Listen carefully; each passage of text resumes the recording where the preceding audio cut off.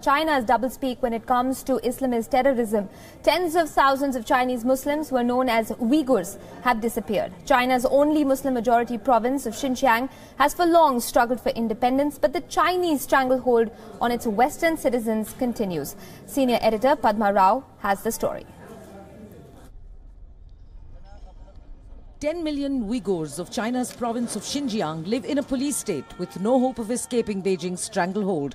This Turkic-speaking minority looks, dresses and prays differently. And yet, the western province, which forms a crucial turnpike in China's ambitious Pakistan-China economic corridor, has come to resemble a police state. The first casualty was the religion itself. Religious beards are banned, veils are frowned upon, mosque visits must be restricted to one's local house of prayer. Public addresses on religion are disallowed.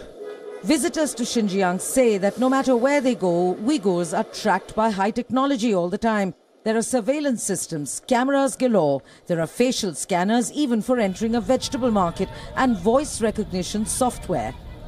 Cars are required by law to install GPS trackers, and since last year, Xinjiang has been collecting DNA samples from the region's population. If all else fails, there are plenty of spies drawn from China's majority Han population, and anyone veering off the path of obedience to the Chinese state runs the risk of being locked up in one of China's detention camps, whose location is a well-kept secret.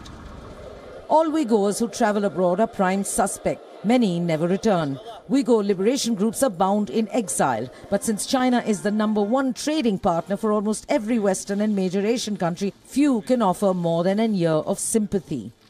Given its global clout, it doesn't need one. And yet China has a convenient excuse that there are dozens of Uyghur fighters who have joined the Islamic State.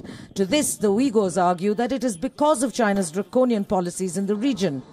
Al-Qaeda's presence in neighboring Pakistan doesn't help either the Chinese or the Uyghurs.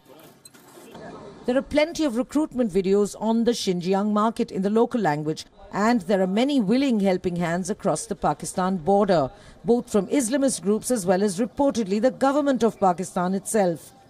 China has for decades practiced a policy of brainwashing the Uyghurs through a watertight program of Chinese propaganda, including Mandarin language instruction and patriotism towards the Chinese state.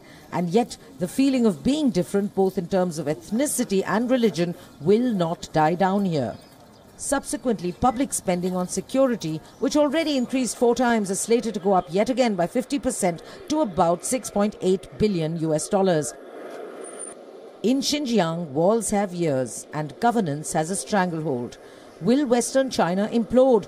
Or will the substantial funding being pumped into the region in the name of development help the feeling of discrimination die down? Most importantly, will Beijing awake to reality and smell the coffee from neighboring Pakistan, which is internationally recognized as the motherlode of Islamist terrorism? The last seems unlikely, for given the steadfastness with which China has supported Pakistani terrorists like Maulana Masood Azhar and Hafiz Muhammad Saeed, it will only do so if the snake being fed by Beijing comes back to bite it with equal and full force. Padma Rao, WION.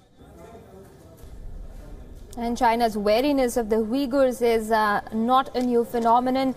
In fact, there's a long history of a volatile discord between Chinese authorities and security agencies and, of course, the Uyghur ethnic minority. Remember, the Uyghurs are an ethnic minority when you take all of China into consideration. But when it comes to the Xinjiang province, they are the majority ethnic group, followed shortly by the Han Chinese. The Uyghurs are mainly Muslims, and they see themselves as culturally and ethnically closer when it comes to the Central Asian nations. Remember, they share, the region itself shares boundaries with many Central Asian countries, including Afghanistan, Turkmenistan, among others.